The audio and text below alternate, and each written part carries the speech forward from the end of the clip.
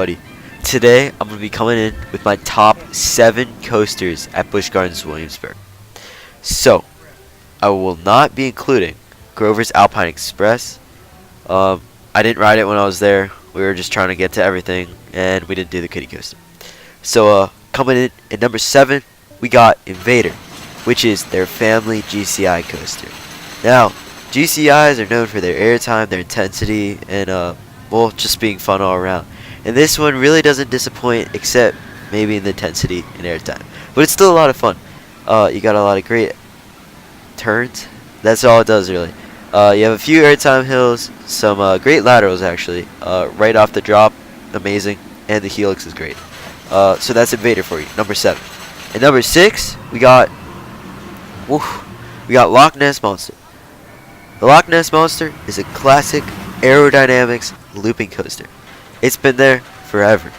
My dad rode it as a kid. I rode it now. It's awesome. Well, it does have a little bit of headbanging, so that sucks. But overall, the layout's fun. I really like that atmosphere.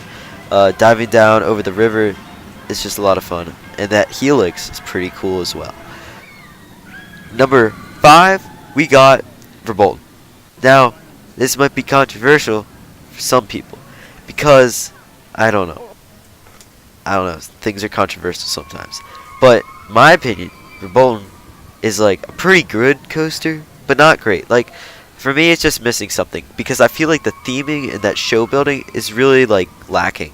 Like, I went last winter, and like even then I was like, I can't really see anything. Like, I can't define like what is that? Is that a tree or is that just like a blob of color? Like, I can't tell. Also, the launches. I mean, the launches are fun. The first one's great because you have the airtime hill right afterwards. And the second one is okay, but it really is just getting you up to like before the drop going down next to the river. The homage to the Big Bad Wolf, which I really enjoy that. But overall, I don't know. I just didn't find it to be as impressive as the next coaster on the list. So, number 4, we got Pesto.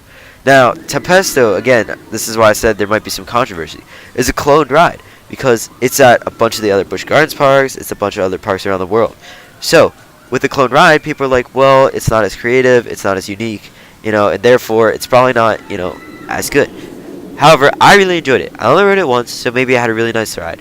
But I thought the launches were forceful, and that, you got a lot of good hang time, especially that third launch when you're going up, and then you crest over. I got a lot of good airtime there, which I was surprised.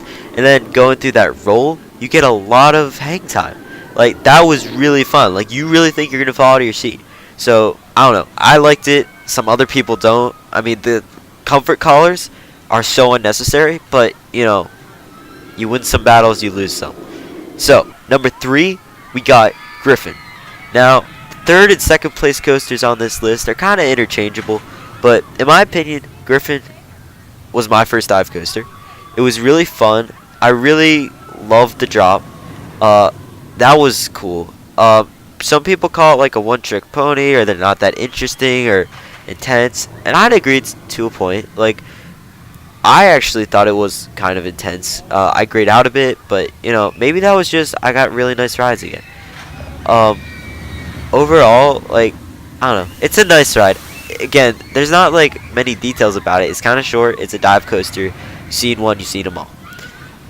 But that leads us into number 2 coaster on this list, which is Alpengust, which in my opinion just edged it out over Griffin because it's really intense. Now, it's a B&M invert, so they're known for being smooth. However, this one is rougher than most.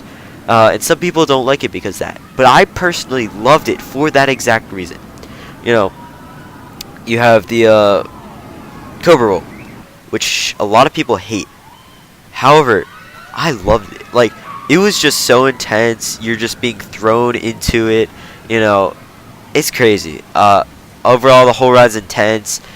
Getting a lot of G's. It's fast. There's nothing you can't like about it, unless you don't like it. And then at number 1, we got Apollo's Chariot. Now, most people probably, this is their favorite ride at the park. And I fall into that category. I love the airtime, really nice floater, some ejector in there. First B&M Hyper ever built.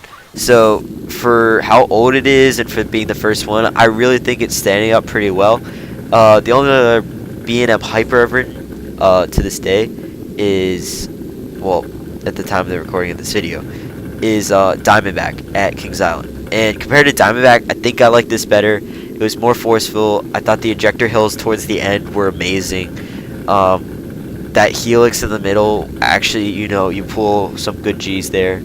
So overall, I really enjoyed Apollo's Chariot. I thought it was the best ride at the park. However, all these rides were amazing. Like, I can't believe they had so many good rides at one park.